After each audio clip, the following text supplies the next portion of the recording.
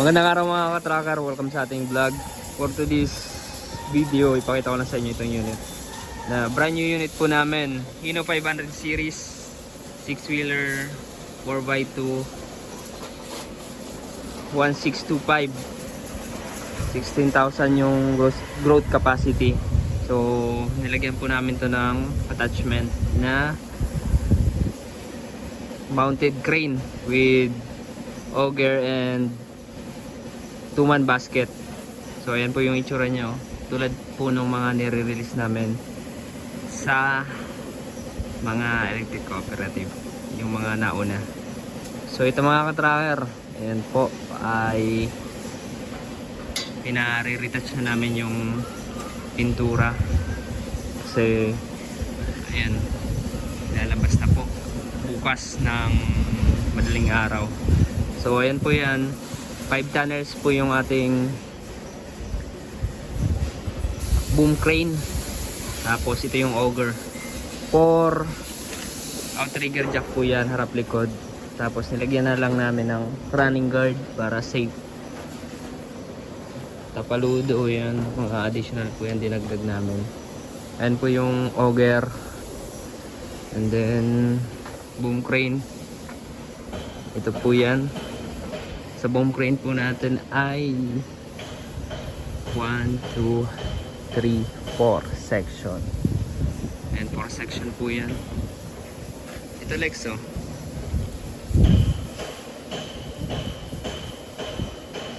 Tanggalin mo yung mga tape na nilagay. Ito po yung 2-man basket. Fiberglass po yan. Ayan. Fiberglass yung ginamit. Ito po ay sorry.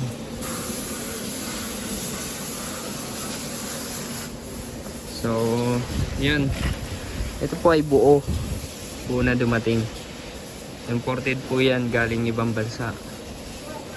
Itong Taekang, made in Korea. And madami na pong kumuha ng ganito sa amin. Tested and proven na po yan. Lex,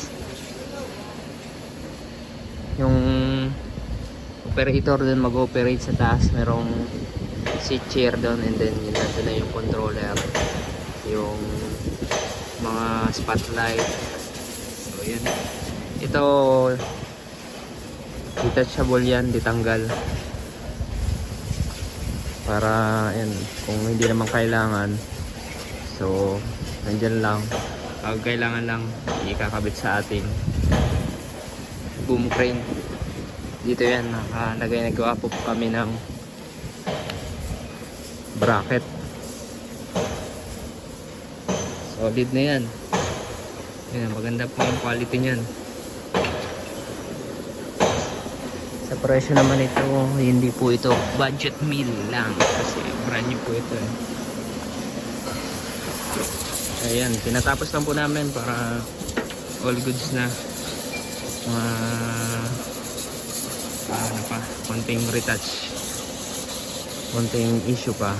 Kanina tinext namin to, okay naman, all goods naman lahat. Ayan, nasa maayos naman yung operation nito. Ayan, di ba? Solid na yan. Kung naghanap po kayo ng ganito, kindly contact us on our FB page, Tracker Moto PH. Maraming salamat. God bless. Bye bye.